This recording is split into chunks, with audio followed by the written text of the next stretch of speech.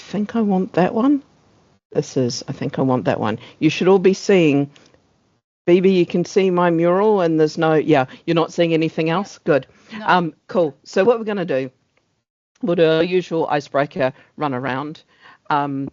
It's also useful because it means if anyone's watching the recording or listening to this, they've got an idea of who's what voice. Then we're going to go through some of the little standard housekeeping, show you that everything's now on the NAPTAN site. And then today's focus is rail stations. Where we are now, what the structure of a station is, rail replacement buses, why we're having to focus on it, why rail replacement buses full stop. Then going to talk about platforms, rail station entrances, and what we're essentially going to be aiming for. I don't think we're going to take the full time, but I always say that. And the number of times that we find wonderful little things to dip into and everything like that is brilliant. So I'm just going to bring up the list of participants. Well, I'll go from the top down so you can get a guess of where you're going to be. So we're just going to do name, pronoun, where you're from, and your favourite train station to get a rail replacement bus from, because I thought that was an interesting one to pose today. So I'm Dr. J, use they as a pronoun. I'm from Department for Transport. I'm effectively acting as the service owner for NAPTAN for my sins, many of them that they are. My favourite train station to get a rail replacement bus from is none, because I've yet to actually travel on a rail replacement bus. I've been in the country nearly 20 years and I've avoided a rail replacement bus, and I'm going to see if I can make it. If I make it to June next year, I will have been here 20 years and not faced a rail replacement bus yet. So that is my goal. I intend to do that. So the next person along is Andy. Hi, I'm Andy Hole. I'm a he, him. I'm from National PTI, who is local authority based, or we're owned by local authorities. My favourite rail replacement bus, I think, is from Tiverton Parkway, because it makes the journey to Newton Abbot or Plymouth a lot quicker than the train. That's so perverse. And I almost want to ask why, and I'm like, no, just don't. The train otherwise goes round the coast, round Dawlish, which is beautiful, but a lot slower. Wonderful. It adds a lot of distance. Bibi, you're the next one up. Hello, my name is Bibi. I am one of the product managers on NAPTAN, and my pronouns are she, her. My favorite is a strong word, but the rail replacement I always have to get is from Seven Sisters down, well, up. I'm London based, so the rail replacement service actually follows the train line, which is really good, but it's very annoying. I just wish the train would just run. Thank you. Thank you. Geeta, you're the next one up. Hi everyone, my name is Geetanjali. My pronouns are she, her. I'm the product owner on the NAPTAN team, and I haven't come across rail replacement buses, so I don't have no favorite. Thank you. No worries, thank you. Jonathan, without a surname, you're the next one up.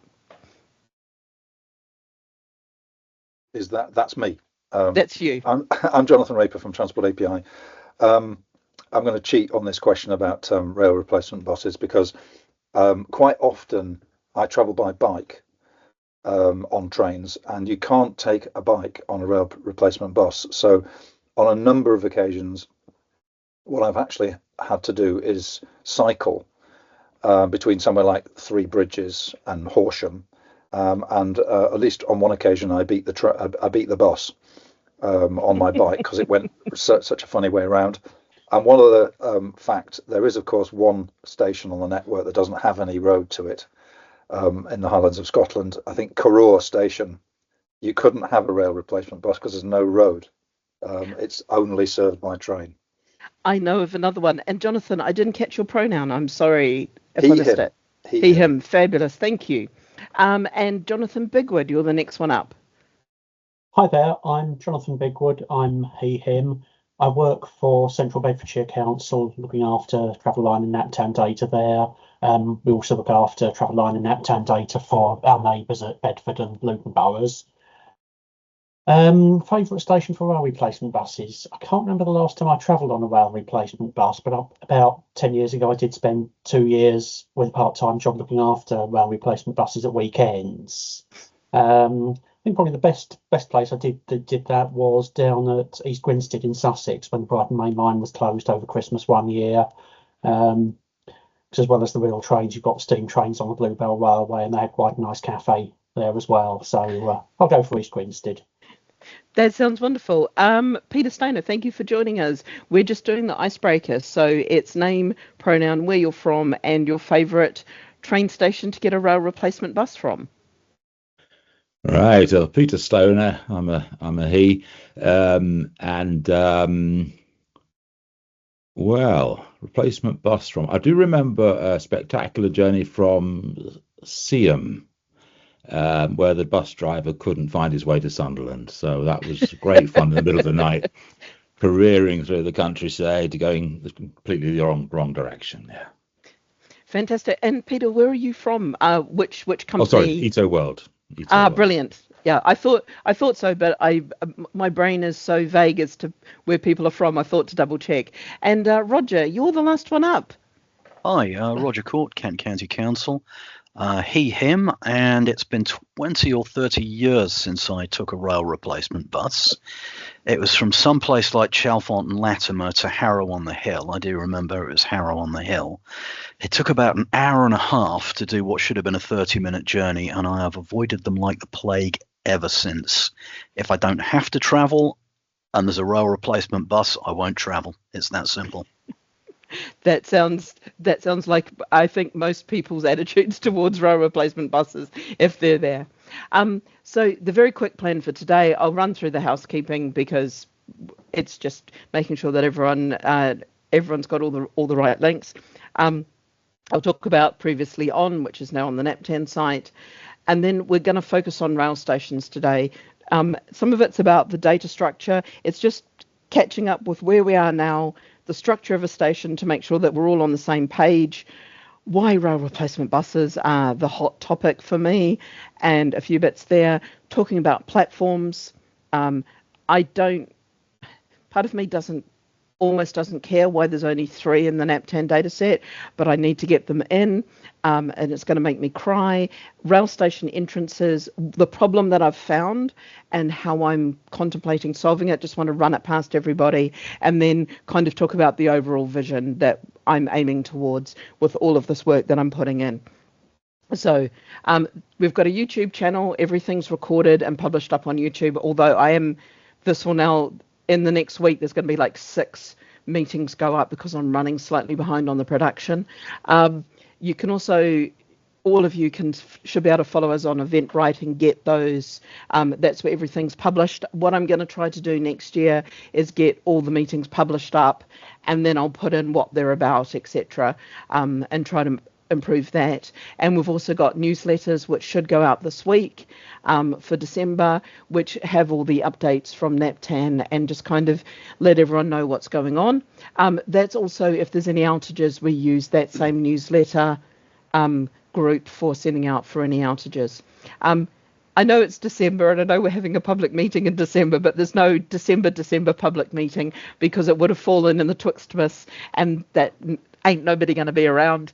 In January, at the end of January, we're going to have some meetings talking about the accessibility update. And then February and March, we'll figure out what we're going to talk about. If there are things that you would love us to deep dive into and the way that we're doing, just put them up or let me know or message me and say, hey, how about deep diving into this?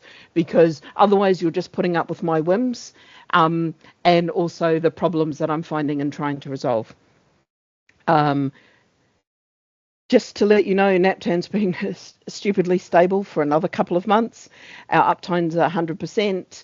We've had, in November, we had 227 files uploaded from local authorities and processed them through, most of the time in about under 3 minutes. I think, and Andy can confirm, we should be able to do your 10 files in under 3 minutes these days, which is just not even time to go make a coffee. And if you want to see any of the decisions made and any of the updates and keep up with the information, that's up on the NAPTAN site. We've got this additional information page where we're putting up all the guidance and all the information about A+ NAPTAN as well. We're going to publish the full-on schema as we produce it, and a lot more information there. So that's just now completely live. I'm also starting to pull all of the information from some of the other Gov UK websites down into this page, so that there's only one page where you can get all the information from, and it's held in that one space. So that is going to reduce some of the information everywhere and not making a lot of sense and not aligning. Okay, that was our previously on. I usually do the like, subscribe, and hit that notification button joke for all of those who have to go through YouTube's. Just to be clear, when we're talking about rail, all of these rails are kind of part of it. So our trains exist as our standard rail, which is a train that can be boarded that runs within the Great Britain. Then there's international rail. There's only one really international rail that I'm aware of, the Eurostar, although I know some competitors are coming in next year. So we'll have to have more than one Eurostar, but effectively the Eurostar is the only international rail station that we've got. Then there's Heritage Rail. Now these are the Heritage Rail stations which are in part or in whole using the main rail network as part of their route. There's also the private Heritage Rail, which runs on its own completely separate routes and its own completely separate lines. The private Heritage Rail are very much outside. We've got to know about them, but they're kind of outside of the purview of this. But the other three types are within our purview. So if you want to discuss steam trains, we can discuss steam trains today. But for the most part, we're just going to focus on the main rail parts because everything else is kind of variations thereof. And just to be clear, we're defining a train station or a rail station as one or more platforms where a train can stop, which is separate from the street infrastructure. Now, I've put it separate from the street infrastructure because trams are very similar, but they're often within the street infrastructure, whereas train stations tend to be separate from the street infrastructure. Even if the street does cross the rail tracks, it's usually separated with the bing-bong barriers. Is that a reasonable description of a rail station that describes a rail station very much in the same way as we described a bus stop as where a bus stops? I'm trying to describe a rail station in the simplest terms possible. So anyone meeting this knows that a rail station is this. I mean, you've got one or more platforms where a train can stop and it's separate from the street infrastructure. No red flags with this? Well, a train can stop anywhere on the line. Shouldn't it be on a passenger board? Very good. Let me just add a little sticky there to say, and a passenger board. Passenger board or disembark. Order, yeah. Yeah, because I suppose if we're being really pedantic, there are a few sort of mini stations that are only there for railway staff. There's one just outside Wimbledon that is there for staff travelling to and from the railway depot there, but passengers aren't allowed to get on or off there. There's also lots of stops in the rail data where they actually have timing points, which isn't a station. It could just be a bridge or a mark on the line or something. So yeah. So it's about that passenger disembarking, because we defined a train. So I defined a train or a train. Rail is a train that can be boarded by any member of the public with a valid ticket. It is on the Great British Rail GBR network, e.g. London Bridge to Brighton train. Now, the reason for describing that it's on the GBR network was describing that the private heritage rail is not on the GBR network. At the time when I wrote this, it was going to be called the GBR network. I'm happy to rename it should its name be tweaked as it all moves around, because it was originally called National Rail. It's now GBR. Dr. J, there's a few exceptions here that you might want to consider with that definition about the GBR network. So, for example, the South Wales Valleys lines are now owned by the Welsh Government. The Heathrow spur is owned by Heathrow. Trains to Sunderland, between Newcastle and Sunderland, share the Newcastle Metro. So that there are shared infrastructures. So if we're hanging it on Network Rail, or I mean, obviously Network Rail is the infrastructure owner rather than GBR, which is probably going to be the service owner. It might be better to couch it in terms of it has a schedule in the network. You know, it's a place where trains stop. That's in a schedule that Network Rail have published, something around that, because that then covers the different infrastructures, because Network Rail does cover, I think, 100% of all the services that you're talking about, and you know it neatly separates out the heritage services. Because I also need to include very vaguely those heritage rail stops, or ensure that they're at least accounted for, which and they're not.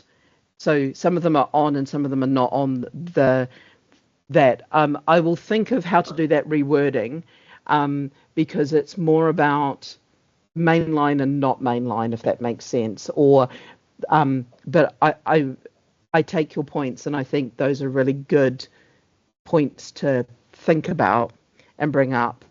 And I think the passenger is a really good one there. Obviously, you expected pedantic points from people attending this meeting, so I'll make another one. What's a train? So there's a thing that goes in the West Midlands now, the people mover, from Stourport to Stourport Junction, and it's essentially like a bus on rails. So and obviously there are the trams running on train networks. So it might not be quite so straightforward what a train is. So I've got this. Sorry, just bear with me. I've got a mural on that, because of course I do. Just let me find the right one. No, I need to just run into my public meetings folder. You can see how many public. No, it's not there. It'll be in my service design folder. Just bear with me. I've got the right. Where is they? There's my service designs. There is one here called What's a NAPTAN. So this is me trying to define, because it had never been fully defined for people what was a NAPTAN, and I put in metro trams. So we've got metro trams because they're considered separate to trains. So I've got them in as a tram or a metro line that can be boarded by any member of the public with a valid ticket. It is not on the Great British Rail network, e.g. Newcastle Metro and the Croydon trams. And I've put, these can also stop at rail stations. Newcastle has examples. So I'm aware that there's crossovers in that. I just have had to define them this way. Maybe it has to have a tip lock if it's a location at which a train can stop. Because tip locks are the identifiers of, not uniquely, but all stations have to have tip locks. Obviously, you can have places where trams and trains stop, and one can have an ATCO for the tram, like Mitcham Junction in South London, and then the tip lock for the place where the Network Rail infrastructure is located. So there's a couple of different ones. So Roger, I see your hands up. I'll just finish this thought. Up in Newcastle, the tram and the train share the same infrastructure, and they stop at the same station. in Mitcham and in, well, I'll use They're separate, Wimbledon. physically separate. I'll use Wimbledon as a better example. The platforms are side by side, but they are separate infrastructure and they need to be coded up. This is all part of the Jay has great fun trying to decipher what was done, what decisions have been made since 2000 and whatever, and what's a metro station and what's a train station, and trying to unpick that, especially when you're in London, where things have changed hands a couple of times over the period. So what I'm trying to do is, with this, is focus on trains. Let's ignore metropolitan London, because that'd be a whole separate can of worms. London. Well, that's hence the street infrastructure, because you've got the trains that run to Moorgate, Essex Road and Moorgate. They're mainline trains, but they're underground, so they would be separate from the tube network, tube infrastructure. Yeah. So there are a lot of edge cases here. Oh yeah, and my life is made up of edge cases. What I'm trying to do is just kind of focus on today is more on ye standard station. So I'm thinking of I've got a couple of examples. I'm using a couple of examples in Norfolk. Kings Lynn station as an example, where it's got a couple of platforms, some infrastructure, and people get to it. Thanks, BB. Roger, you've got your hand up and you've been ever so patient while we dived into the details of edge cases. Yes, it was just Jonathan's mention of tip lock codes as a differentiator. Do rail halts still exist? I know there was at least one in the country 15 years ago, because I walked past it. But do they still exist, and do they have a tip lock code? It's a historical thing, because the railways were very often built privately back in the 19th century. So you had to buy the land from the landowner, or at least get their permission. Quite often the condition would be, well, yes, you can, as long as you put in a rail halt for me and my family to use, or for my estate workers to use, or something along those lines. So they're in the middle of nowhere. They have a platform, a very small one typically, but you won't find a station house. You often won't find a road nearby. They do have tip locks. I can answer that. They do have tip locks. Okay, grand. They can. I know of one because I watched My YouTube is Trashed. Let's just go for My YouTube is Trashed, and I spend a lot of time watching everyone who talks about trains and travels on trains and does every station on trains and things like that, because my life is incomplete without this. And there's stations. Somebody stopped at a station where to make the train stop, you press a button, and it was a way of hailing the train. So the train won't stop unless you, and it was literally, I think it had a roof and a couple of poles and tracks either side, and you just went and pushed the button, and whichever side you pushed, the train would get a message that they had to stop and pick somebody up from the station. So I think that would be a halt stop, or very close to a halt stop. So White Railway has that system. Yeah. For certain stops. Yeah, that's probably the one that's probably where they were travelling. Yeah, Jeff Marsh is my hero, as is Jen on the trains. And I'll mention them because I'll add them to this, and they'll start coming along to the Naptan calls going, what on earth are you all talking about? So to start off, just understanding rail stations and trying to understand this. What structures should we expect at a rail station? What is the minimal stuff that we expect that makes a rail station a rail station? I know this is kind of one of those ridiculous things of what is a bus stop, but it's like, I know that you can't have you can't have a custom stop for a rail stop. It's got to be a little bit more planned. You can't have a flexible stop for a rail stop because it's got to be a little bit more planned. So what is the stuff that we should expect to make it a rail station? Well, palpably, Jonathan, there are physical things, but there are also, because there are multiple referencing systems for rail stations. So, for example, there's stanoxes, which are to do with the assets of the rail network. There are tip locks, which are to do with the topology of the rail network. There are these 3 alpha codes, like VIC for London Victoria, and there are also NLCs for fares. So maybe one definition is you have to be able to buy a ticket to or from it on the on the sort of travel side. Maybe a platform is the minimum requirement on the physical infrastructure side. Although maybe there are places where you actually step down onto the ground and there is no platform. You said one other thing. I got tip lock, NLC, 3-letter code, and there was stanoxes and tip locks. Stanox, yeah. Sadly, all these things are still embedded. They're still actually running 1970 mainframe because nobody's been able to migrate it with the trust system. So a lot of these are very ancient. So I've got the data things, and then I've got the physical things as a platform, although we're not sure that we even need a platform. Although, given the height of trains, and as a disabled person, I'm like, that's quite a hike from a train to the ground. They're, 4 foot off the ground or more? About here on me? Yeah, there are some rolling stocks that have built-in stairs in them.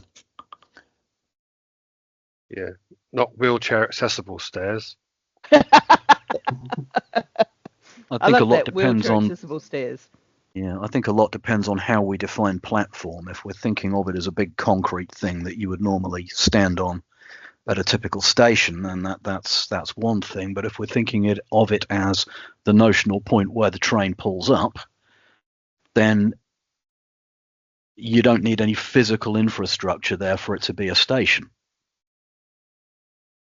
I mean, there used to be a lot of trains that went to ports, to quays, like at Newhaven or Weymouth or even Folkestone. Most of those are gone now, but then you did just either get down from the train or, in again quite disability unfriendly way, a wooden staircase would be pushed into place on one carriage, and you would have to get off there. That's still the case on certain stations that I'm aware of, because the actual platforms are too low for some of the rolling stock.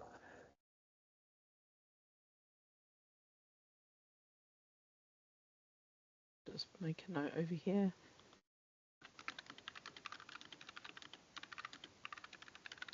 I know there's a whole pile of things about the shortness of platforms. And you have to travel in the front. If you're going to the station, you have to be in these carriages, because otherwise you're not getting anywhere near the platform. Is there anything else that you need at a rail station?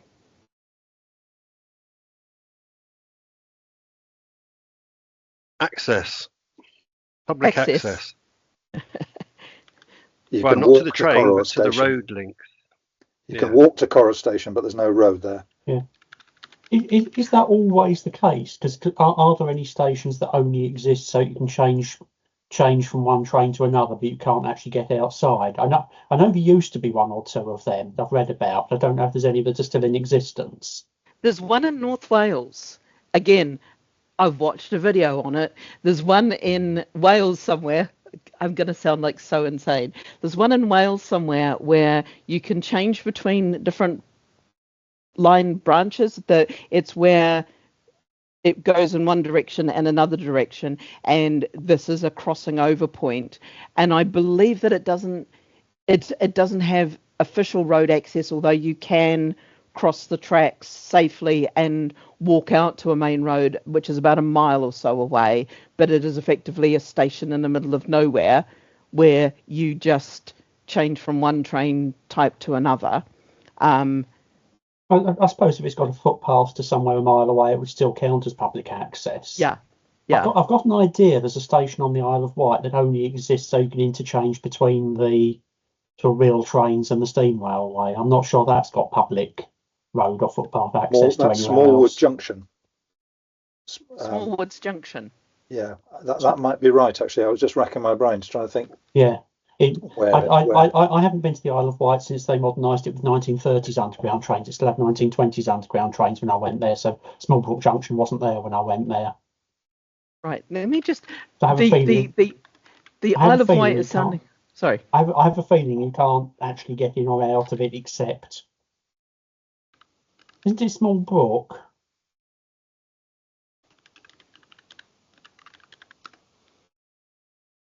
No. And Corroor in the Highlands. You definitely can't drive to that. Oh, I've got one that you can't drive to. I'm just trying to find this Isle of Wight one. Is it Smallwoods with a I think it's basement? Smallwood, singular. I thought it was Smallbrook. Let me have a look for Maybe it. I'm having a look now. Small something, anyway.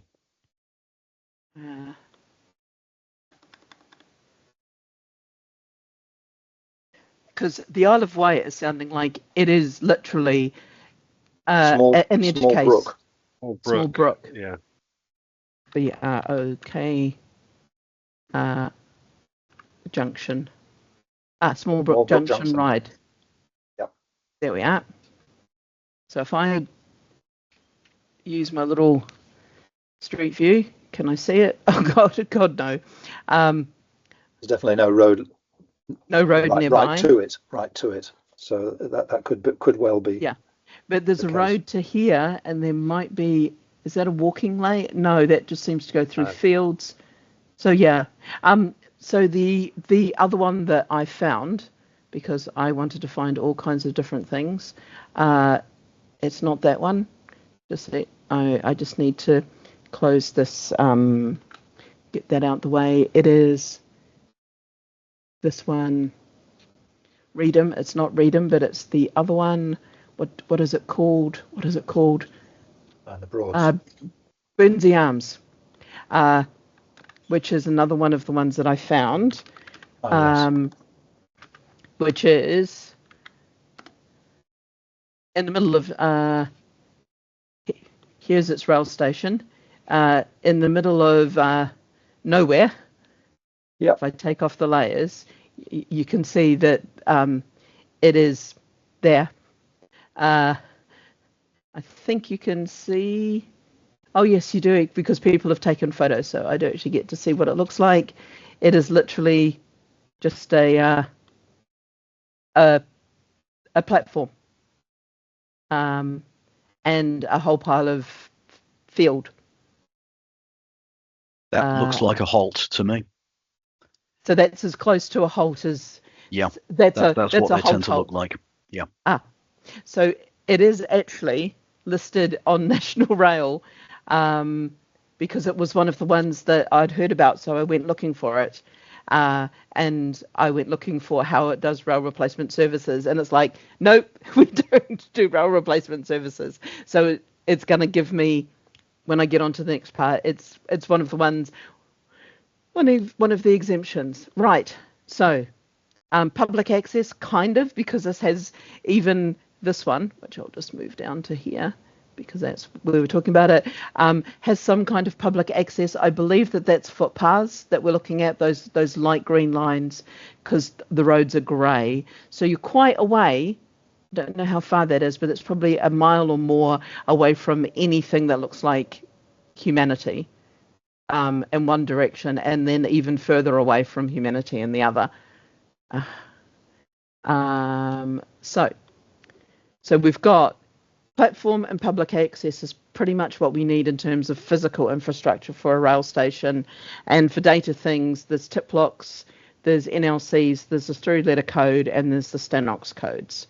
And there's probably more data things that will appear as I go rummaging through the rail data marketplace some more to try to sort this out. So rail replacement buses. Why do they exist? Because rail, but also the where stops is an interesting question. Now, I've been working on the premise that rail replacement buses don't, in most cases, don't tend to use the bus stop infrastructure because loading a rail replacement bus takes longer than loading a bus, and a rail replacement bus can take 20 minutes to 40 minutes to load and get ready for a journey, more like a coach, whereas a bus takes somewhere between 1 and 3 minutes. And if you're on TfL and if you're there for more than about 90 seconds, I'm sure that the driver gets an alert of why have you stopped for so long with your doors open. Are They're not those correct necessarily assumptions? they're not necessarily point-to-point services. They do stop at intermediate stops, and quite often only one or two people get off at those intermediate stops. So sometimes, a stop can be quite short-lived. I mean, in answer to your bigger question, obviously some rail replacement buses do stop at public bus stops that have ATCO codes, but there are, from memory, around about 80 tip locks denoting places where rail replacement buses actually stop. So there are rail replacement bus stops in the tip locks database, and it's something that I asked Julie Gray about a few years ago, because when the scoping of Plus Bus was being worked out. So, and that's the group of bus stops that have never been in NAPTAN, and in my view probably should be. So I will start. Okay, maybe I should actually start off with why we're looking at them, because that's an even bigger thing. So why am I caring about rail replacement buses all of a sudden? Because PSVAIR means that a public vehicle accessible inclusive regulations, I think it is, means that they need to have audio announcements for any bus journey that's considered a local bus journey. And rail replacement buses, that because of the distance for some of them, have fallen under this umbrella. So what we are looking at, what the policy is that we need to be able to do audio and visual announcements of the next stop and where it is and its destination for rail replacement buses. To do that, you need to know where the bus is going, and the route that it's going to take. To do that, you need a data set that delivers where the rail replacement bus is, where it's going, and where it's going to take. And while we could attempt to do this with just your standard NAPTAN ATCO codes of local stations, a lot of the rail replacement buses don't start or end or go through or stop at your standard bus stops. Some of them stop at your standard ATCO code stops, but some of them don't. So the options were to get every local authority to create a couple of bus stops that were only used by rail replacement buses and find a way to code them up separately there, or the approach that I've taken, which is make rail replacement buses part of a rail station. So the rail replacement bus stops are often within the rail station infrastructure. They're in the car park, they're sometimes in a service lane or something within the rail station, and they're a set up place. So it's having those bus stops listed as part of the rail station to prevent ye bus operators thinking that there was suddenly a whole pile of new places that they could drive a bus into normally, which is not the case, because if the rail replacement bus is running, they tend to clear the car park, because then you've got room to take the bus in and turn it round and that. Whereas if the cars are normally in there, you don't got room to take bus in and turn bus round without taking out a ton of the cars. So that's the situation that I'm trying to find a solution for. Does this make sense to everybody of the insanity of the situation, but also the situation that I'm trying to or why I'm trying to build out a data set that's in NAPTAN but slightly different from ye standard bus stops? Jonathan Bigwood is giving me a slightly confused look. Yeah, Andy and Jonathan are nodding enthusiastically. So I want to just kind of get your confusion out, Jonathan, if I can. I think it's going to be difficult because a lot of rail replacement buses do stop at ordinary bus stops.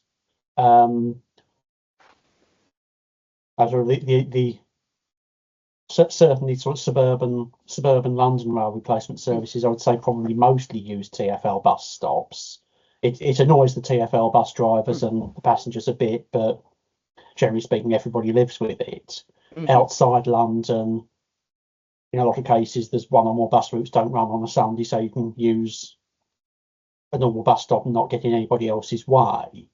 It gets a bit complicated if the electric wire falls down on a midweek day and there's normal bus services running as well. But again, you just live with it. And certainly where I live now in Berkshire, the rail replacement buses stop at normal bus stops along the main road that parallels the railway. They don't actually go up to the railway station. I live in a place that's got 2 railway stations at each end of the village. One, you can't stop anything outside the railway station because it's on a very narrow bridge. At the other end of the village, there is a station that's adjacent to a park and ride site, which has got a bus stop. But rail replacement buses don't go in there because they'd spend about 10 minutes faffing around to get in and out again. So they stop on the main road, the other side of the railway, at what is a conventional bus stop. There's a few places I can think of that have got specifically marked rail replacement bus stops.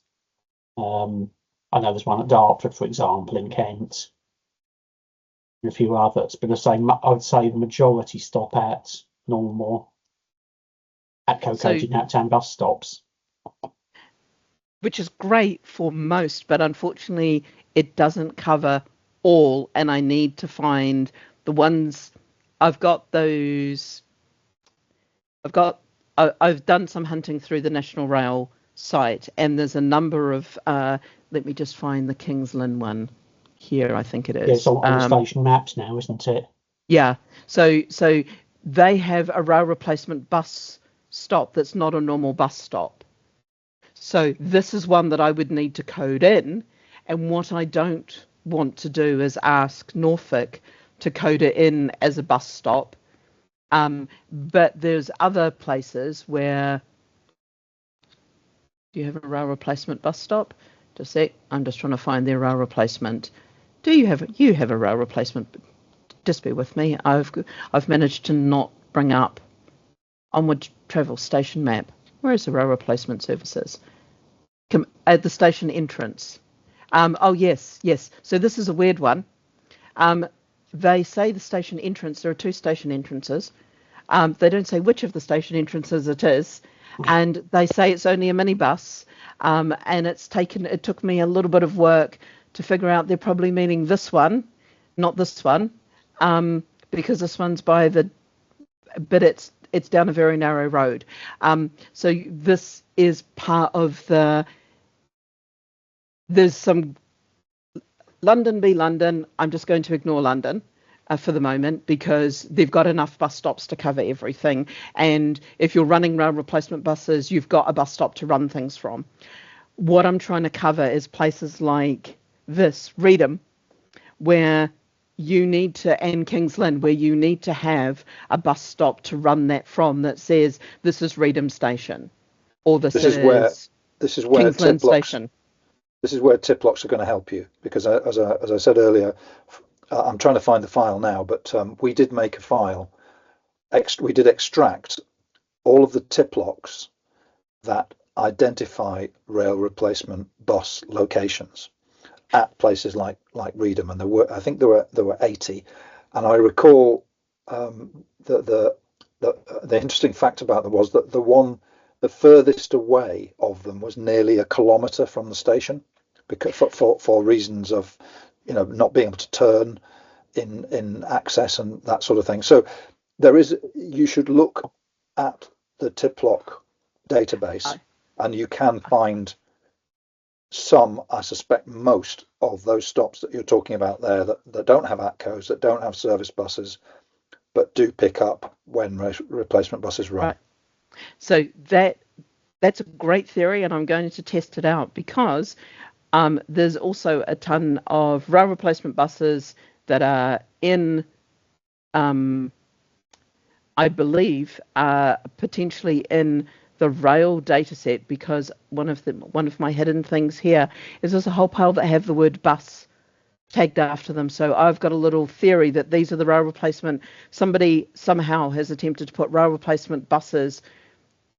What I think has happened, Jonathan, what I think has happened is there's been like 4 or 5 attempts to solve this, and nothing's been a coherent solve. It's been a bits and pieces solve.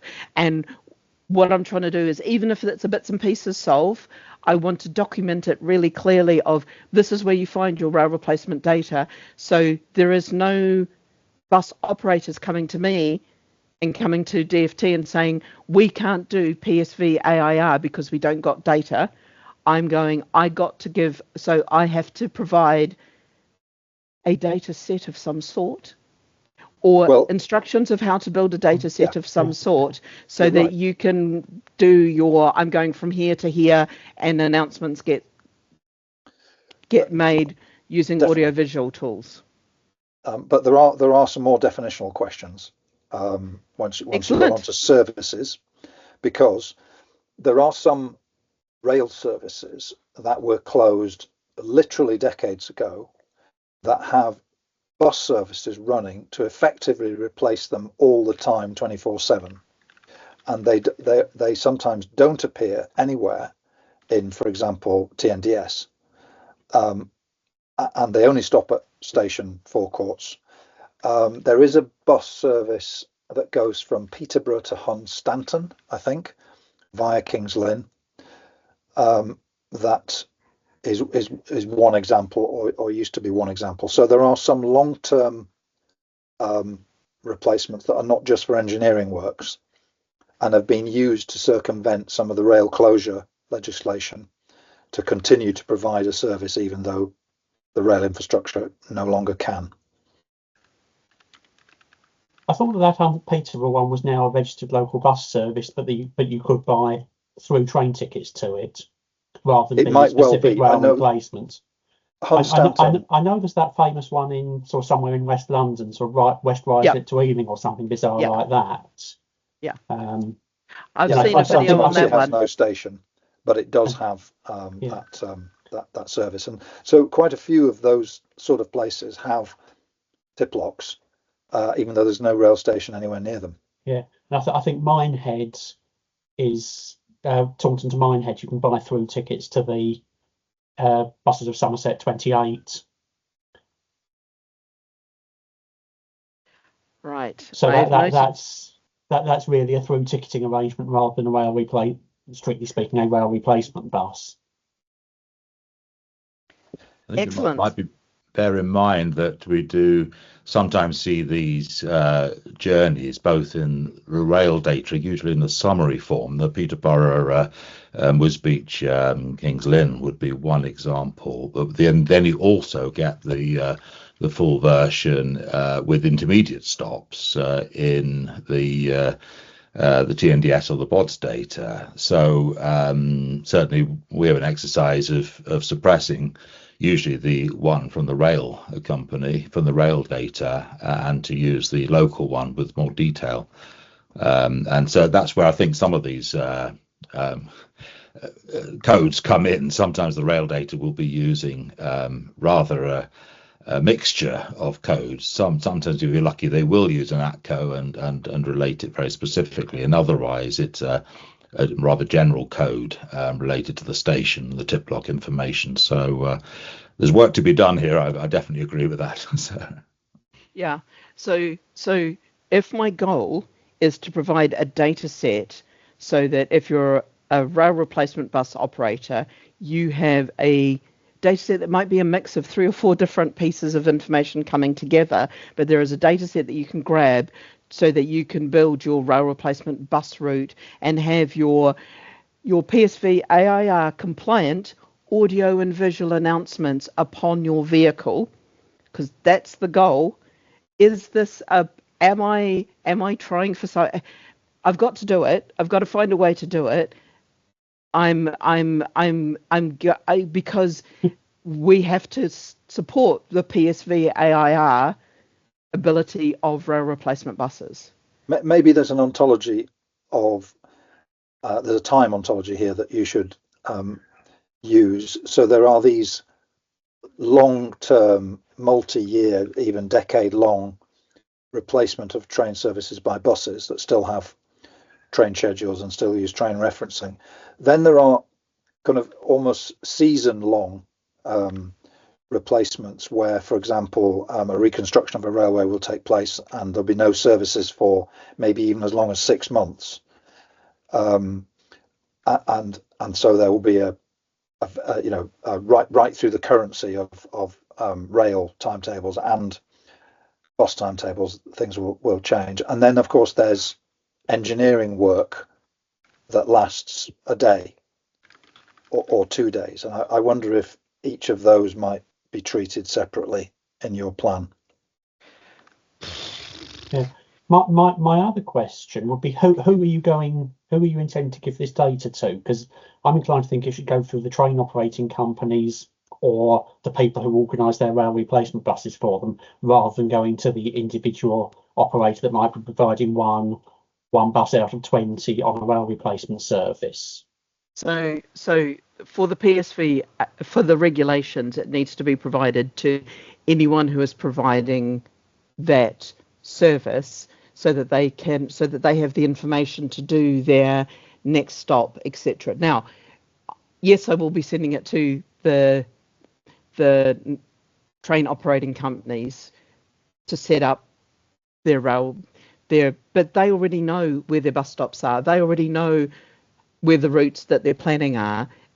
This information needs to go to the operators who are picking up those journeys so that they can do the announcements, because this is all about those accessible audio and visual announcements on the vehicle as it's doing the journey. So, for example, this is the bus to Kings Lynn. The next stop is Reedham. I'm just randomly choosing words. Reedham in 5 minutes type thing. So it gives people that accessible information. That's a legislation that we're having to meet.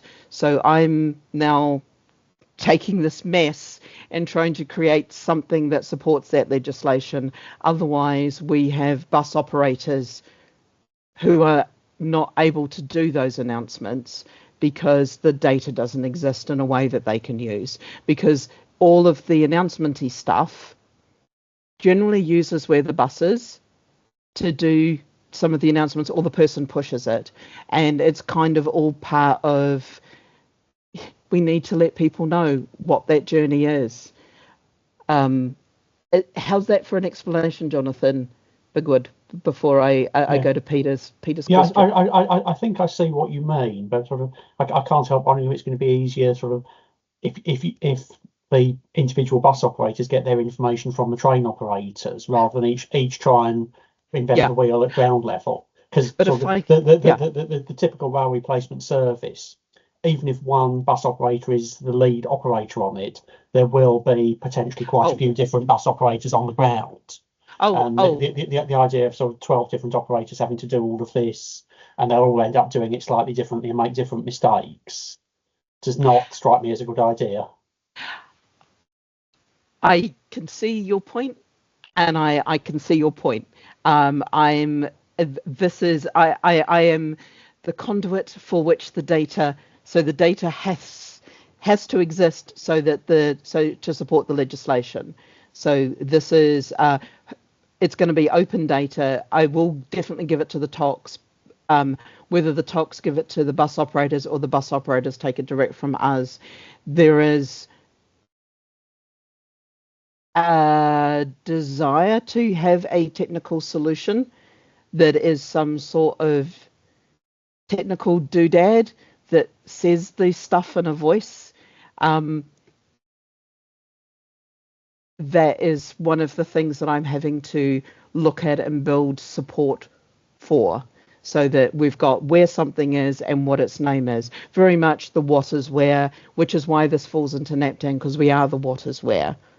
Does that help a little bit and show you kind of what I'm trying to do? I think so, yeah, thanks. Peter, you've been ever so patient, so thank you. So actually, I just think we shouldn't assume that the railways know where their replacement buses go. I think it's an assumption too far.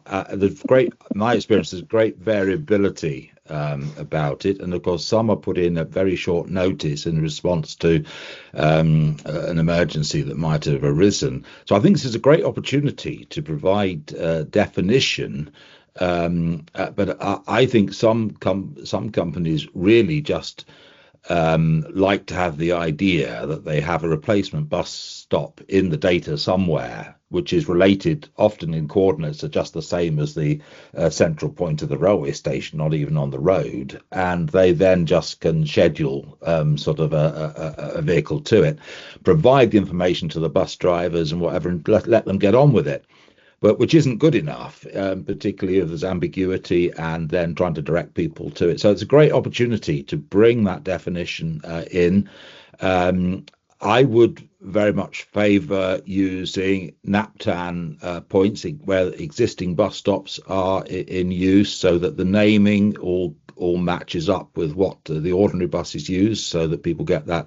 But I think that there might be a category, a code of stops that must not be used for anything other than rail replacement buses to keep people off them, or those stops could be a different numbered range so that they are not available. But sometimes the stop might then there might be some history to it, and they might migrate and become a different. So it's probably better to have a category on the stop rather than a separate numbering, so that category can be changed if it needs to change.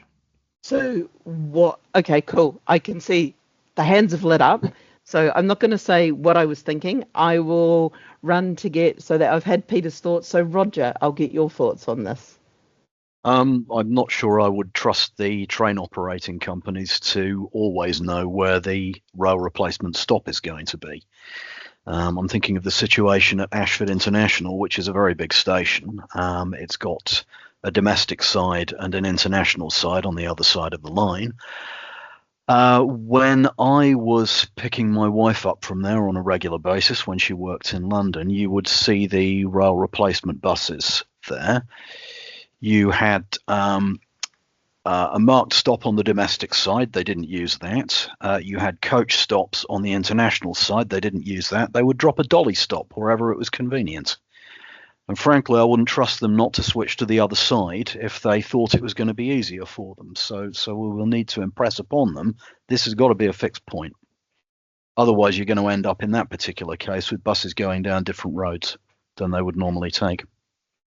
That's a really good point, and that's why I just brought. So Ashford International and Ashford are two different stations, but they're close by each other. Is that right, or have I not understood? No, it's one station. It's divided by its own track, so there is a domestic side platforms. To it. You've got it. Yeah, you've found it.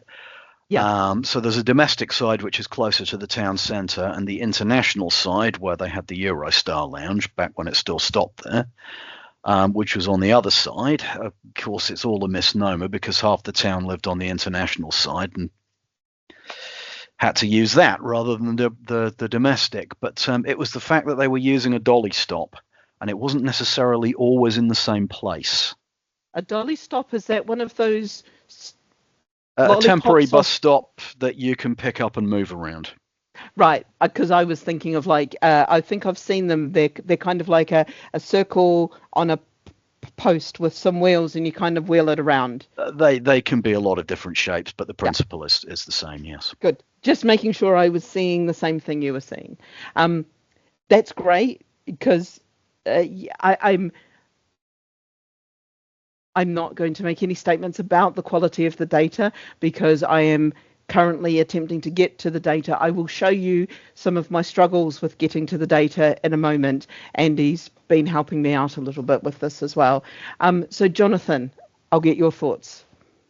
Yeah, I was just going to agree with a few of those. In theory, for every planned rail replacement route, there is a set or a set of guidance notes that the train company or their contractor has. In practice, especially if a driver's been summoned the day before to do it, that driver may not have a set. Also, maybe multiple sets out there in circulation, some of which are out of date. I did spend a number of weekends, must be going back about 10 years ago now, working at Alexandra Palace Station up North London while they were connecting the Great Northern Line into Thameslink. There was a fairly regular route operated, but unfortunately about 3 different versions of the route notes in circulation. So some coaches or buses would arrive at one side of the road to go north and vice versa. Some would arrive at the same side of the road, whichever direction they were going. It was something to do with whether they were supposed to go through the private road at Alexandra Palace or not. So it was a bit embarrassing for me when passengers said which side of the road the bus is going to go from, and I'd say, I'll tell you when it gets here. Just winding back to something Peter said about stop names and announcements. That's made me think that with my local station, where, as I said, it stops at the stop on the main road, not the park and ride stop outside the station door. The NAPTAN name of that stop does not mention the railway station. It just mentions the side road that leads to the railway station.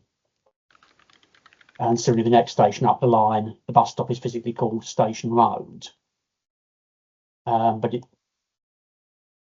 an announcement simply saying Station Road, unless you know it's early station, which Station Road. And I suspect there's going to be a lot like that, where there isn't a stop on the station forecourt that is used as a rail replacement stop. So maybe the NAPTAN name, which is right for local buses, isn't the right name for rail replacement buses. This is, again, you're highlighting all of the data-y, chewy bits that I'm starting to uncover of if you want announcements that are for rail. So first off, one, I'm only focusing on planned rail replacement because unplanned rail replacement, I'm like, that can be fixed once we've got the planned stuff working. Once the planned stuff's working, at least we've got the data in place, and then you can sort out the unplanned stuff. So point A is this is about ye planned, you know about it. It's months in advance, or it's months or weeks in advance, generally with planned engineering works, and people like Jonathan are scheduling and organising buses to do those loops that are about the planned rail replacement buses. So it's providing the data that they would need to load onto that bus, knowing that it's going to do that route that's on the piece of paper, knowing that the bus will do the announcements and the next stop, the where I'm going and the next stop announcements that make sense once I've keyed in, I'm this person and I'm going to this place, or I'm running this route. Hopefully that is what we're aiming for rail replacement buses. Now, yes, you've brought up a really good one. Even if you're using your standard year ECHO codes on the road, should there also be an example of ghost rail replacement that sits on top of that says it's in the same place as the standard ECHO code, that says I am the stop for the station at the end of Jonathan's Village. Even if it's normally called Station Road, if it's a rail replacement bus, the rail replacement announcement says I'm for station at the end of the village. So it's kind of looking at that piece as well as to how we do that. This has been really good because I am just simply trying to get enough information to pull this together. I can see that we're doing a lot of diving through with the rail delivery group and with everyone trying to find where I can get this information. Because the weird thing is I can see it on the National Rail site. I can see that it exists. It's trying to figure out whether they've hand-coded it for 2,500 stations, and I literally just need to employ a couple of people to hand-code it, or is it actually available in a data set, and I build a nice little API to chew it in, which gets us on to, well, we'll run past platforms very quickly. There are only 3 platforms in NAPTAN, 3 rail platforms. There are more than 3 rail platforms over at Elephant and Castle Station. Why is this? I don't know history. I'll just leave it at that. What I need to do is put platforms in. And the reason I need to put platforms in is that all of the accessibility data is at platform level. And the platform level is really important because if you're, and this is more for the future, but if your train is coming into platform 2 and platform 2 doesn't have a lift, you need to know, because you need to know that you might need to go to the next station and come back. Or if you're travelling and platform 2 normally has a lift, but lift is broken, you can then get an alert being told you're coming into a station where the lift is broken on the platform you're arriving. Here is how to take a route so that you end up at a platform with a working lift. It's going to take you 20 minutes extra. That's the sort of information we need to be able to provide, because that is what is really annoying a lot of passengers who've got access needs on trains currently. That is why I need to put in platforms. It is doing my head. I'm going to have to decipher a lot of tip locks. I'm going to have to do a lot of just pulling things apart, pulling apart SIF data, and trying to find the passenger platforms at every station and mark where they are and align that into the accessibility information as well. I'm just going to say platforms are going to come. And one of the things that I want to do, because we've got rails. Yes. Because of, I'll go to this because I realize it's going to make a lot more sense. My plan as it stands is to have your train infrastructure. This is all on the 910 ATCO code. So you've got your rail station at the top, which has rail platform or forms, has your rail replacement stops, and I'll get onto rail station entrances in a moment. And these are all subcategories at an equal level within the rail station. So the rail station is like your stop grouping, and then you've got different ways that you can access the services and then ways that you can enter the service. So a couple of things. Can I just make a point there? There are some rail stations that have multiple identities. I think that's kind of what you were hinting at. One case that's been created recently is where the Elizabeth line has been added to. I think we were in correspondence with you about this relatively recently. All the Elizabeth line stations that were already rail stations have been given another 3 alpha code, and so you then have to know which one to use for which services, even though it's physically the same building. So that's one case. And then there are some big stations that have grown organically, and the most complex example is King's Cross St Pancras. And although you will tend to use STP for a 3-letter code for journey planning queries for St Pancras, within the databases there are several others that separately identify the high-speed services to Kent, the Thameslink services, and the East Midland services, and they're treated as effectively 3 different stations. So where you would put rail replacement, I know that's a London example that you're putting on one side, but there are others like that. So you might find yourself with, you might need separate rail replacement locations for those different large parts of large stations, or there may only be one, and then you've got a one-to-many relationship that you've got to manage. And that's so this is why the rail replacement is not linked to a platform, they're linked to the rail station. So one of the things that I recognise, and somebody gave me an example of a non-London one, and I think I'm going to say, if I say York, because York goes to multiple places, and the rail replacement, there's 2 or 3 rail replacements. If you're going in this direction, you go over here for a rail replacement. If you're going in this direction, you go over here for your rail replacement, because the buses need to go in different, and they're following different lines. My point is That's all true. My point is, it's the question of what is your identity criterion for a rail station, because if it has multiple identities within the database of rail stations, then you may find that there's only one. You've got a one-to-many or a many-to-one relationship. You have So multiple 3 alpha codes and only one rail replacement stop, or the reverse. One station and multiple rail replacement stops. So it's just maintaining that. It's effectively, you need to have a many-to-many relationship there to cope with both those two scenarios. I've got you. I also think they're edge the edge cases that we will look at sorting out.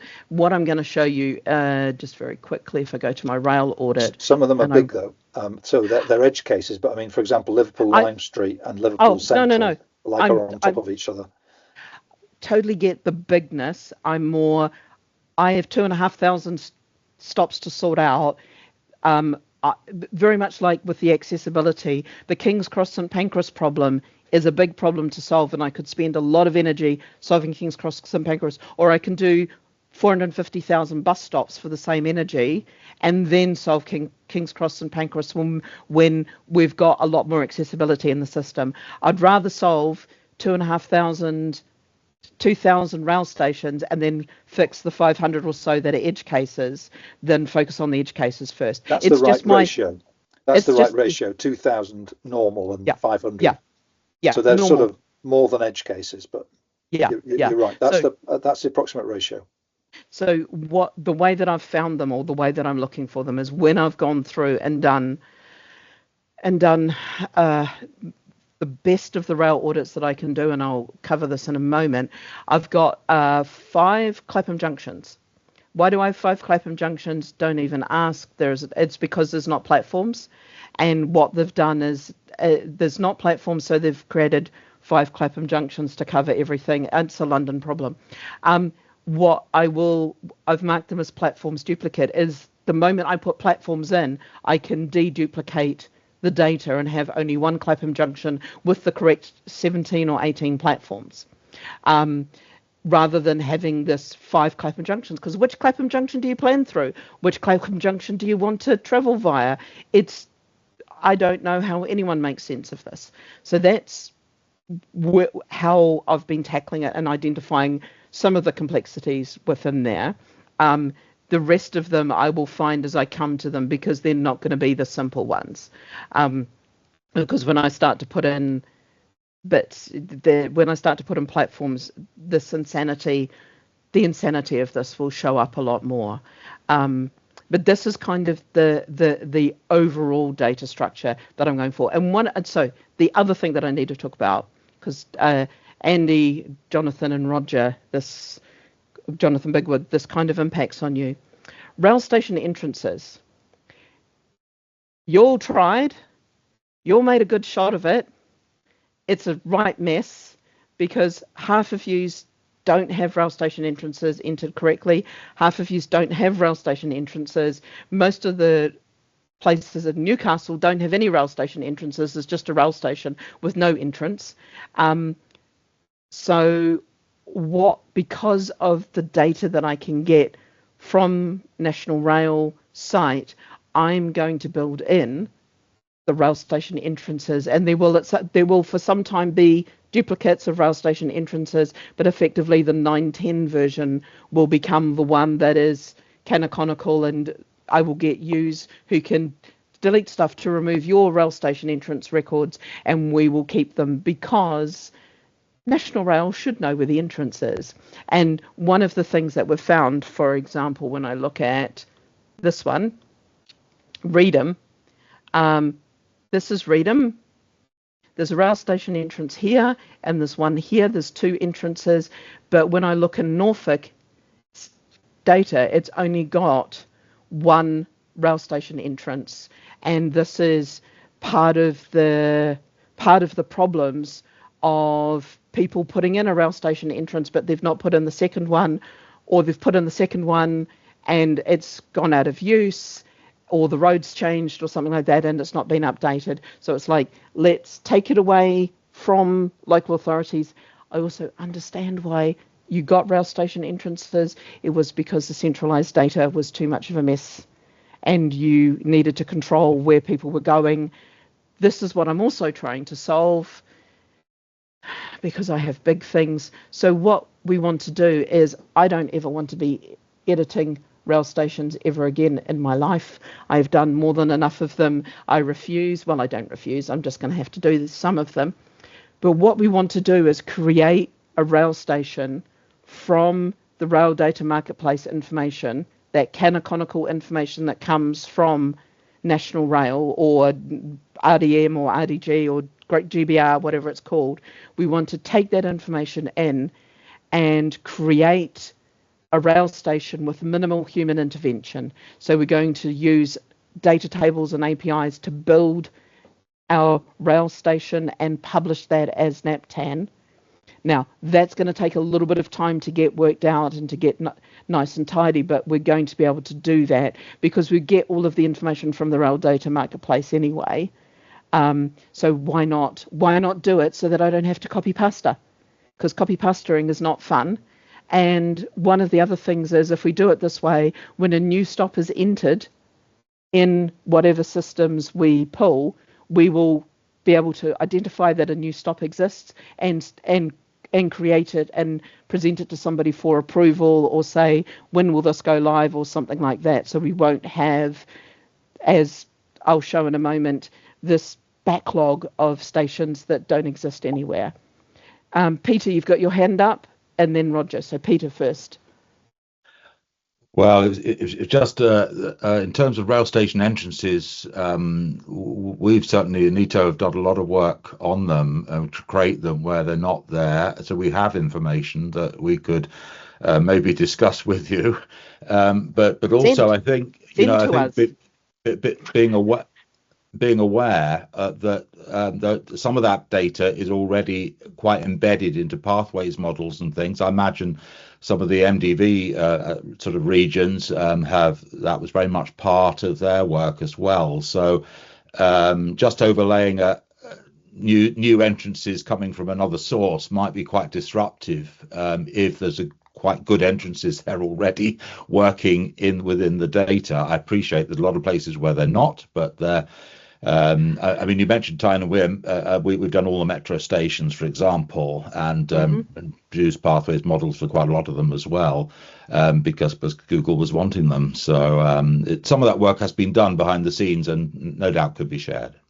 Yeah, and that's also part of it, is that NAPTAN is the what is where. It's that information is being held elsewhere and not being held in NAPTAN, or the NAPTAN data is being overwritten or is not up to date. And that to me is a big problem, because if NAPTAN is that open data set of what is where, this enables us to build that. People can build on top of it. People can say, hey, for this region we've got slightly better data. I'm fine with that. We need to lift everything up to at least a core standard of having a rail station. I have so many rail stations without entrances. So many. I just keep finding them all over the show. And I'm using Google Maps to prove that I'm looking at the right data, because, Peter, I know that you've done a lot of work with Google Maps. So I'm constantly using Google Maps to check, and I can see that I should have rail station entrances and I don't. Or I've got one, for example, I've got one when I should have two. Or the one that I've got is on the wrong side, Tottenham Hale. The rail station entrance is on the wrong side of the station. So you have to essentially think to yourself, I need to teleport around this building because that's what Google's telling me to do, because it doesn't know that the entrance has been moved. So this is all of the crazy that we're finding that I'm trying to just get on top of. So, yeah. Oh dear. I did Tottenham Hale a few weeks ago, so maybe that was. Then I was there about 6 months ago, and I was there this week. But it was still doing the same thing for me, of jumping me as I come out of the station, basically telling me just appear on the other side of this wall, and I'm like, I can't. I've got to go out this wall, and how do I walk around? Where is the pathway? Do I go left or do I go right? Which way do I go to get to where I need to be? So it is very, very confusing, and those are the things that we want to just lift everything up, because there are so many places where there are no entrances that we need to sort out. Roger. Related point to Peter's, actually, and also a question about if you're going to be creating duplicate rail station entrances in the data, how are you going to be coding them? Because ours, essentially, we use the same coding as is in the 910 data, just replacing the 910 with 240. So you end up with a railway station entrance that uses the same tip lock code. If it's entrance 0 in the 910 data, it should be entrance 0 in the 240 data as well. But the related part of that question is that, of course, some of them are tied into stop areas. In fact, they should all be tied into a stop area, but I doubt they all are. So are we then going to have to rebuild every stop area? And in the meantime, what happens to journey planning data? So I'm not building the rail station entrances and taking them and building them across. That's a long transition, and I know that's going to be a long transition. It's not going to be an overnight. Part of it is actually figuring out, coding it in the first place, where it's missing. The trouble is, even spotting where it's missing is hardcore. So I've got places that I've been through. I'm trying to think of where I look through. Wrexham? Does Wrexham sound like a place? Could be Wrexham, could be Wareham. Wrexham's definitely a place. Yes. And so is Wareham. Yes. And so is Wareham, yeah. There were two. There was a place that I went to that I found, and they had a small number of rail station entrances, so I used it as a check, but they were still missing several rail stations. So it's kind of like, even doing a check, does every rail station have a rail station entrance, and only do the ones for those rail stations? That's going to be some complex hunting through the systems as well, because some of them don't align as well as you think they would. Because, Roger, some people haven't done them the way that you have. And this is my problem. I have 148 local authorities who've done things differently. And also, and I hate to admit it, the people who've created rail stations at DFT have also brought things in various ways over the years that may not have been quite of the same thinking as everyone else. So you can almost spot the years that something was done by the precision of which some things were done. And this is even down to whether you've used an ampersand or the word and, because there's a whole pile of train stations that are misnamed because they've got and rather than ampersand, or vice versa throughout the systems. And it's like, they should be named the same. Should it be called rail station at the end of it? There's just so much slow stuff that I want to look through. The first goal of this is get in rail platforms, is get in rail stations, get all the rail stations in, then get in rail platforms and rail replacement bus stops, and then tackle the rail station entrances as last, because by then we will have more and more and more of the infrastructure there, and I can work with everybody to kind of make this make sense around how this all works. Does that help alleviate some of your concerns? Trust me, this is not a 3-week project. Okay, this is very definitely a long-term project. There is no way this is going to be done fast. Yeah, it sounds like a sensible approach. Brilliant. Jonathan. Yeah, Peter said some of what I was going to say anyway, but sort of it happened that I've spent probably more time in the last couple of weeks on rail station entrances than I have done for the last 3 years, because I've suddenly noticed all the rail station entrances had fallen out of the NAPTAN records in Bedfordshire for reasons that neither I or Andy can work out an answer to. So I've sort of rebuilt, re-imported them. But Yeah, from a local authority point of view, I'm sort of open-minded about them being taken over centrally as part of the rail station work. But what I would say is that, yes, within the journey planner through NPTI Travel Line Southwest, we've got walk routes from those rail station entrances to bus stops, which again I've had to set up again this week. So yeah, changing from our existing rail station entrance records to a new set would need to be a managed task. In my case, I think I've got about, I don't know, 20 stations, if that, in Bedfordshire, so it's not going to be, it's going to take me a couple of hours to reset TfL's journey planner software for walk routes from all of its railway stations to all of the local bus stops is going to be potentially a bit of a bigger task. And then obviously there would need to be a system for if the railways, whatever it's called that week, start moving rail station entrances, they're going to need to tell us so that we can tweak anything that we might have in journey planners. Absolutely. So yeah, the rail station entrance problem, it's not yous.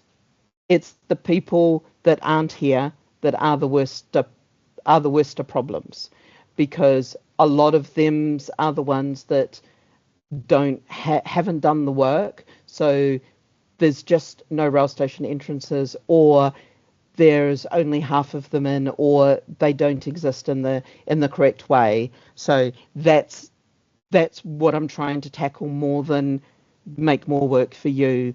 And also, I recognise that the rail station entrances were given to local authorities, again, because that centralised management of rail stations wasn't happening as fast. Now, to touch on that, because I know Andy's been dying to mention it, or not dying to mention it. So I have done this audit twice now.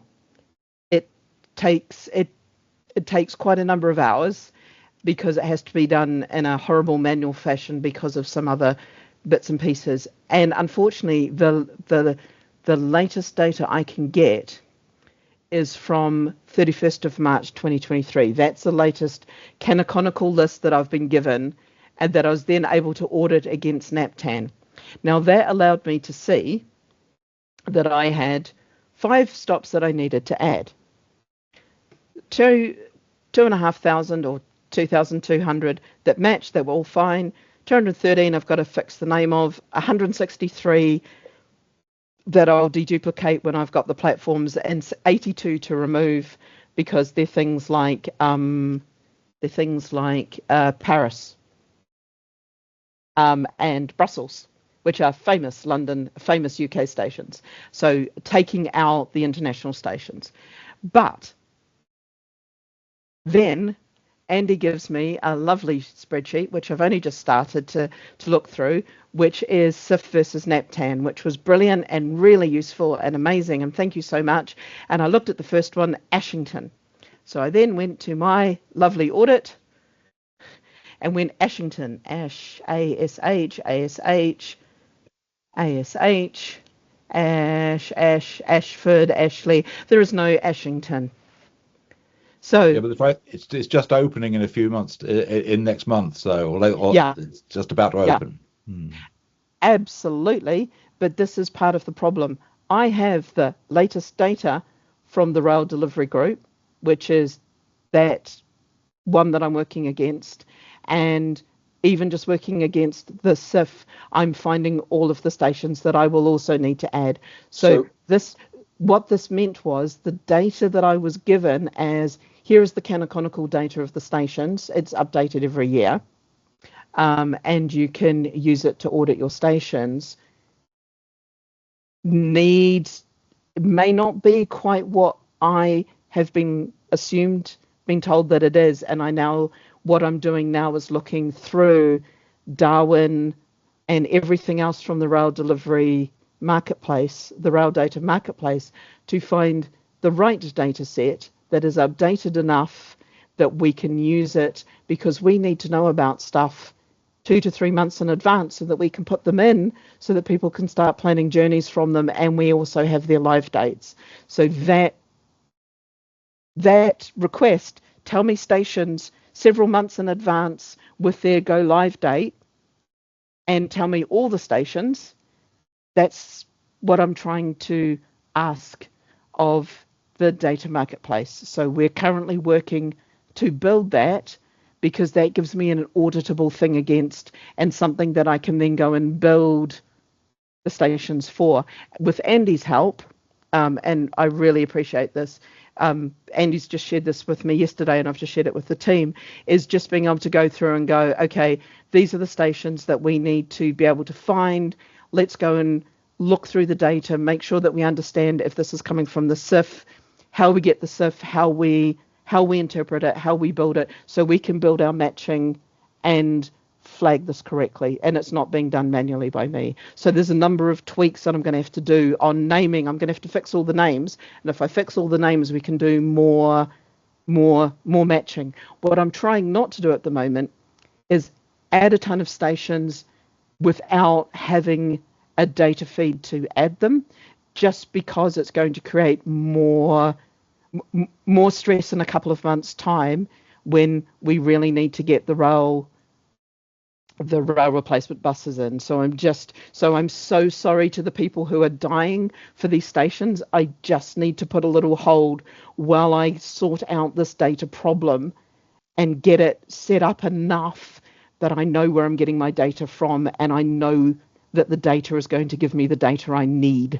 Does that make sense to everybody? And I know it's been a bit of a problem for people, because I've seemed to have been dragging my feet, when in fact I've been deep diving into every single bit of rail data I can find, trying to find the right bit of data or the right data set that allows me to do this in a way that makes sense.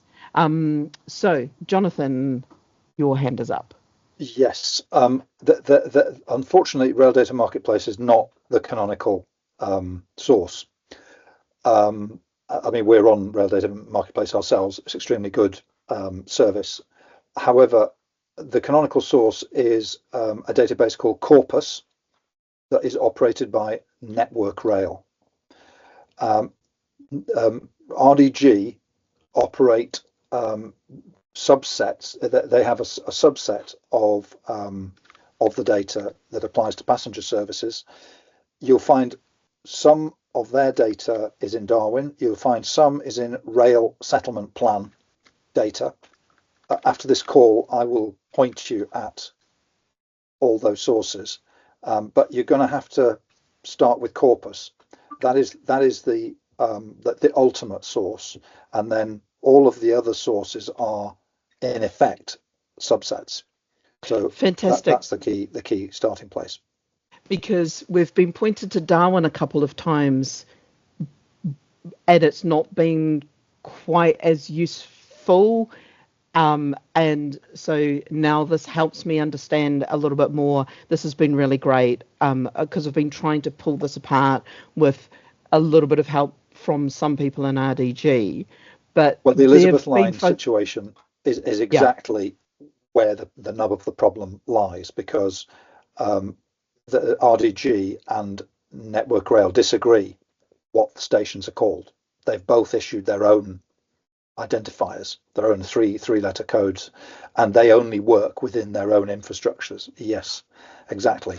So your intervention here, asking questions about this, is extremely welcome, because they do need to come together, and somebody needs to be recognized as the ultimate authority, and then everything needs to flow through from that. So obviously RDG are primarily concerned with passenger services running in the current timetable.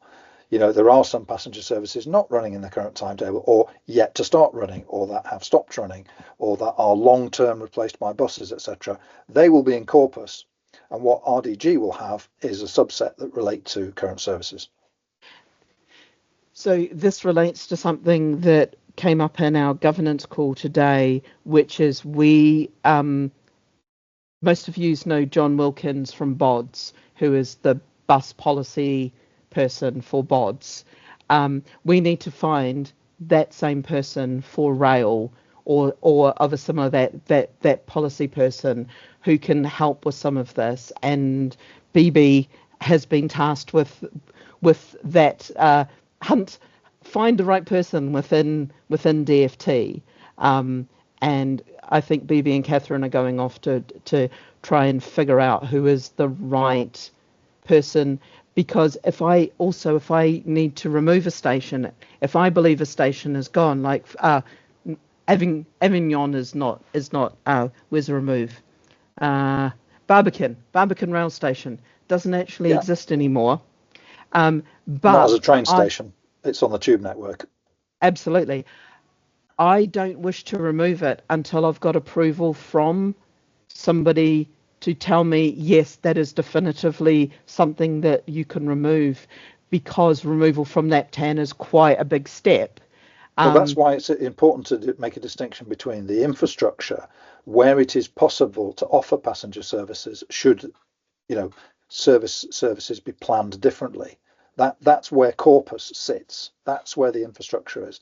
Above that is a set of stations where services are currently offered, and where then there are stations where services are currently offered that have entrances that are open, because sometimes station entrances are closed for long-term works and so on. So it's about building up the layers and providing the fields in the database that allow you to make different subsets for different purposes. And this may mean that I end up having to make some small tweaks to the NAPTAN schema for the 910s. But don't worry, if I do that, it's very much the same as changing the rail station entrance codings, and that it will be done very slowly on a very long-term, very communicated way. This is not short-term. I recognise that a lot of this is really long-term.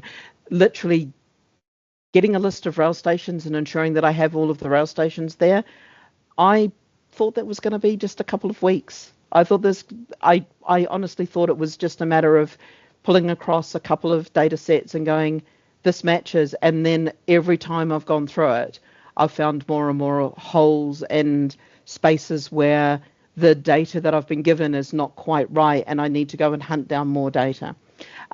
Peter. Okay, yeah, I was just looking to see the rail data for Ashington is already available, and I'm seeing in our system what we've done. We've anticipated the number, so we've got the station location sort of there and working. But it reminds what we have done is what we've been doing with quite a lot of years is putting through. It used to be for Miles Jackson, but just through the NAPTAN site, emails that anticipate the new stations that we monitor stations that are due to open and coming into the data. So a colleague puts together the coordinates and usually supplies them to the database. So they should be coming through. The problem with that, Peter, is then it comes through to a person. Sorry, Peter. The problem with that is it comes through to a person. I've been we've not had somebody helping me with the mailbox. I've been so overwhelmed with some of the work, and especially having to sort out at relatively short analysis time, figuring out all the intricacies of rail replacement stops for PSV, AIR, and sorting out A+ NAPTAN. There just hasn't been anyone to sit down and get that done, because it is a constant human intervention, and there is a way that we can do it where we don't have to have that human or that human intervention is minimal, because currently to do it you've got to have a decent knowledge of coding, you've got to have a decent knowledge of how NAPTAN is put together, and you've got to have a decent knowledge of how all the systems work, because no matter how many times I try to do it, I end up failing at least twice trying to put together a stop, because there'll be little tweaks that get out of the way. So, and that's because I'm bad at coding. I'm not a coder, and that's one of the things that I'm very happy. Can't code, won't code. But that previous way of doing it, unsustainable completely. I do not want this in 2050 to have some person still getting emails to go, by the way, there's a new rail station coming in 3 months' time. Would you mind putting it in? That is something that is easily API-able. There should be an API feed that comes in that creates it, and it's just somebody who looks at it and goes, oh yeah, that looks about right, press go.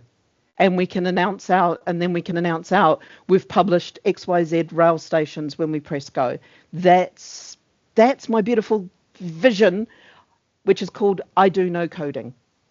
We need a certification authority. We need an ICANN style name registry that actually only allows these stations to be put into service when services can actually call again at them, because we're discovering schedules for trains, because we run a lot of the apps for the rail industry, and if stations are published, then they'll insert a stop for any service that's meant to stop at all stations between point A and point B. They'll insert a stop, and then passengers will think the train is going to stop at a station that's not yet open. And that's a recent issue that we've had on Great Western Railway with some station in Bristol. So we do have to be very careful that we build a system where there's a single point of authority, and that is then published out and cascaded through all these data sets, and carries the right flags. That will be a great place to get to. Yeah, and NAPTAN is the what is where, that open data source around public transport. That is what is where is where that should start, because it should be, this is here and it's live and it's from the state. That's easy to do with the few fields that we've got. That's not a problem to do, and we can make things live on particular dates. We can have them inactive with and then the moment that it hits a certain date, make them active, because you can see the inactive ones, but it's also flagged as inactive until it's active. That's nice and simple and easy to do, and doing it using API and using data feeds is just so much more sane than relying on EtoWorld and Andy and everyone else to email into me. And I end up with emails from 3 or 4 of you for the same rail station sometimes. But I end up with a stack of emails that I need to sort through and find the right bit of information and build the station. There's going to be some codey stuff that does it for me. I'm not gonna be doing this by 2050. Me is not going to be doing this by hand. No way, no how. Because that's unsustainable. Yeah. But there's 2 aspects to it, really. There's a longer term horizon where you the scanning the transport press and whatever, where we get to know of projects and things, so we know what's coming on approximate dates. And then, of course, there's the seeing whether nearer the time the evidence is of it appearing in the data is starting to be seen. And so those of us who are looking at the data, we can put markers in that data for what we're looking for, and we can also get fairly automated ways of then being alerted that it is now happening, which is probably what you then just want transferred to your system, so that you know. But it seems to be that those that are trawling the data anyway are probably best able to assist you in, several of us on the calls doing this anyway. We could probably help. Yeah. I mean, folks are presumably aware that there are 2 versions of the timetable on rail. There's the public timetable and the working timetable. And so there are stops in the working timetable at halts, like at Wimbledon, the staff halt at Wimbledon, that are not in the public timetable. So that's why it's essential that there's an infrastructure layer, and then there are service layers above that reflected as attributes within NAPTAN, so that you can get the right subset for the right for the right use. And one of the other things is so this policy person who exists, there should be somewhere within DFT and the Rail Delivery Group and National Rail, somebody who knows when a rail station is coming online, that is able to inform or at least guarantee to NAPTAN or whoever is running this is the date that the station is going online, because this is the policy, or this is new policy for this. But to be honest, So that policy person doesn't operationalize things. yeah, So in the rail industry, if you look at the National Rail Journey Planner, it's actually the journey planning part of it is operated by Silver Rail, but the business rules are created by Thalers. And Thalers really are the people who are operating like a certification authority, putting live 3 alpha codes, when they think they should be put live. So it's also getting a grip on all of the aggregation and service providers in the industry who have a role in productionizing all this data. I think actually DFT don't have a handle on how that's all working in the rail industry, because obviously we've gone through 2 decades of privatization, and only now are we moving back towards a more state-run model, and we don't yet have the legislation, and we've just lost our transport secretary, for the creation of GBR, which would be able to bring that controlling mind back, and bring together Network Rail and what it does with RDG. So it may be that it has to wait for somebody at GBR to be able to say, to bang the table and say, this is how it's going to be done in future. That it's a dream. It's a dream within a whisper within a dream. For me at the moment, I am, and I'm not going to say I am looking for the start of the data set that I can at least do an audit against and turn around and go, these are the stations that I should create. And I've got enough, and I get enough information from that data feed to create them. And create them with rail platforms, not just the station. I want platforms as well, because if I do that, I get these 2 bits knocked off. And then the rail replacement buses, yes, I need to put them in. They're a little bit slower, but we will put them in.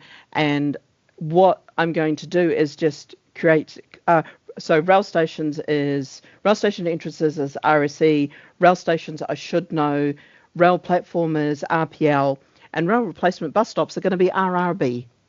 So I'm just going to create little things coded up RRB, which will be for the rail replacement buses. But we've got to have the rail stations in there. And if I'm putting the rail stations in, I want the rail platforms, because they're going to come from the same data set. And then I can at least go, right, I can start putting in the rail replacement buses where I can find them. And then we can start thinking about what we do with rail station entrances when they don't exist on the local authority side. And then we can start looking at how we migrate from local authority rail replacement entrances, RSEs, to centrally controlled RSEs, because they're going to come from this data set. They're not going to have to rely on that manual intervention all of the time and have yous creating things. This has been, I knew this was going to be, I love the way that I said at the top, I don't think we're going to take the hour or the 2 hours. Of course, we've taken the 2 hours. We've got 5 minutes left. I just wanted to say thank you to everyone for your time and for your input and for your challenges. I know sometimes I've felt like I've challenged back, and I know that it's been done to kind of push and find the edges of what's going on, and hopefully nobody's taking it personally, because I'm pushing and trying to find the edges of the data and where things are, because that's important to me. There's a feedback corner. If you've got 2 minutes after the call, if you want to just tell me how we can make these better, or if they're working for you, because it's just trying to work through this. You've got the contacts. I haven't put in BB and Geeta's contacts. If you message the central contact, we can pass it through to BB, and I will just quickly attempt to do that now. I need to ungroup. I'll do it when I've stopped sharing. I will change that so it's got BB's contact details. Although BB, you might be glad that they're generally not showing on the Google, on the YouTubes. So you're not getting as much spam as I get. Yes. So I'm just going to stop sharing, and I'm going to thank everybody for your time and your patience and your effort. This has been amazing. Jonathan, both Jonathans, but Jonathan, I really look forward to getting that extra data sets from you. And Peter, trying to get those RSCs together. That's what we definitely want. We want to make it so that that data exists, because the what is where in NAP10 should hold those RSCs. And the fact that they're a mess is just part of what I'm trying to clean up. I mean, if you think that this is hard, there's 148 local authorities. Some of them aren't talking to us at all. Some of you are, like Andy and everyone, are updating on a weekly, and sometimes if you're Manchester, updating almost on a daily basis. So there's a lot of variety of experience within, and I really appreciate that the people who are here are the ones who are really super engaged in this. So now I'm going to stop recording, and then we can all